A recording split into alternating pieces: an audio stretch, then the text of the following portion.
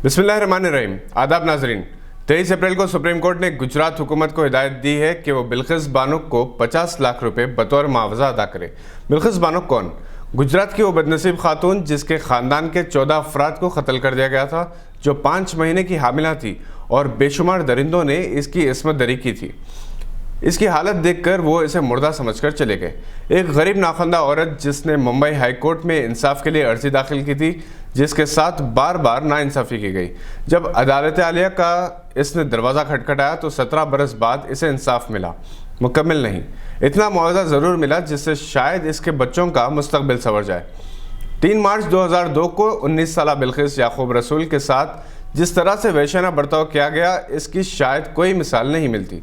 गोधरा वाक़े के बाद गुजरात के दहशतगर्द दरिंदों ने मुस्लिम ख़वातीन के साथ इस्मत दरी को एक हथियार के तौर पर इस्तेमाल किया। बिल्किस बानो इनमें से एक है। इसे जब होश आया तो इसने एक आदिवासी औरत से कपड़े मांगे और इसके साथ इसकी 3.5 साला बेटी सालिहा थी, जिसे ज़मीन पर पटक कर मार दिया गया था। और बिल्किस बानो की माँ के साथ भी बदसलूकी की गई थी।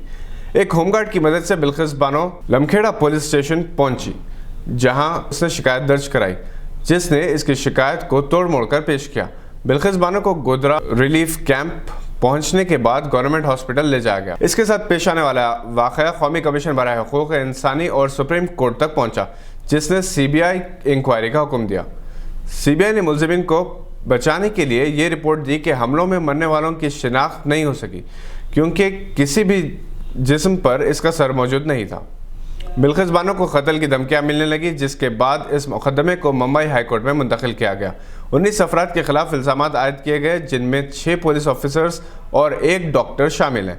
जनवरी 2008 में एक खुसूसी अदालत तश्कील दी गई, जिसने एक हामिला औरत की इस्मत दरी की साजिश, कत्ल, गैर कानूनी इज्तिमा के लिए 11 अफराद को मुजरिम करार दिया। 7 मुलजिमीन को सबूत ना मिलने की वजह से बरी कर दिया गया। मुकदमे के दौरान एक मुलजिम की मौत हो गई। मुंबई हाई कोर्ट ने जसवंत भाई नाई, गोविंद भाई नाई, नरेश कुमार मोरधिया मुतवफ़ी को बिल्किस बानो की इस्मत दरी का मुजरिम ठहराया और शैलेश भट्ट को 3.5 साला बेटी सालिहा को ज़मीन पर पटक कर हलाक करने का मुजरिम करार दिया। इन्हें उम्र कैद की सज़ा दी गई। अगर निर्भया एक्ट उस ज़माने में होता तो शायद इन सब को फांसी की सज़ा मिलती। 2003 में बिल्किस बानो कमीशन बराए हुकूक इंसानी से रुजू हुई। 2004 में वो सुप्रीम कोर्ट से रुजू हुई। सुप्रीम कोर्ट ने इसके मुकदमे को गुजरात से महाराष्ट्र मुंतकिल किया। सीबीआई ने पहली गिरफ्तारी की। 2004 में एक प्रेस कॉन्फ्रेंस में बिल्किस बानो ने मोदी हुकूमत को लताड़ा। रियासती हुकूमत की जिम्मेदारी नहीं कि वो हमारी हिफाजत करे। उसी दौरान बिल्किस बानो की तरह ज़ाहिरा शेख भी बेस्ट बेकरी केस वाक़े में इंसाफ के लिए जद्दोजहद कर रही थी। 1 मार्च 2002 को वडोदरा में बेस्ट बेकरी को जला दिया गया था। 14 अफराद हलाक हुए थे। ज़ाहिरा शेख इसकी गवाह थी।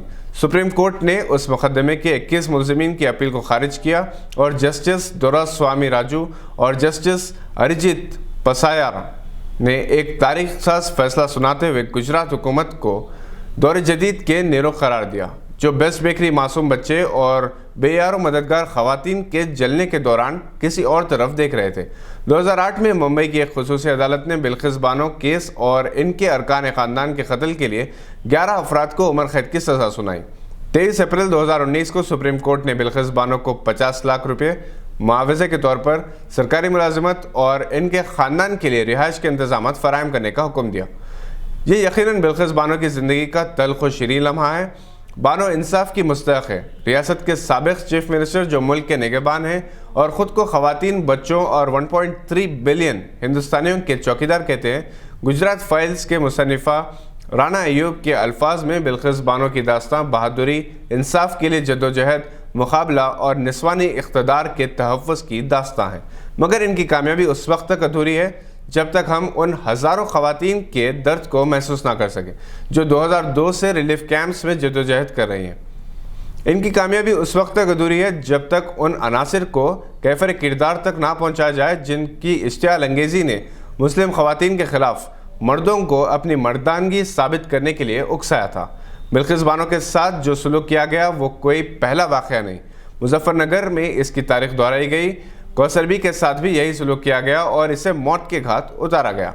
चूँकि खुदा के पास देर है अंधेर नहीं, वो मुजरिमीन को कैफर किरदार तक पहुँचाना चाहता था, इसलिए इसने बिल्किस बानो को ज़िंदा रखा اور ایک ایسے وقت 17 سال پرانا گھنونا واقعہ دوبارہ منظر عام پر آیا جب الیکشن کے 4 مراحل باقی ہیں۔ دیکھنا ہے عدالت عالیہ کے اس فیصلے کا کیا اثر ہوتا ہے۔ یہ تھی آج کی ایک اہم خبر پر نظر، دیکھتے رہیے گواہ۔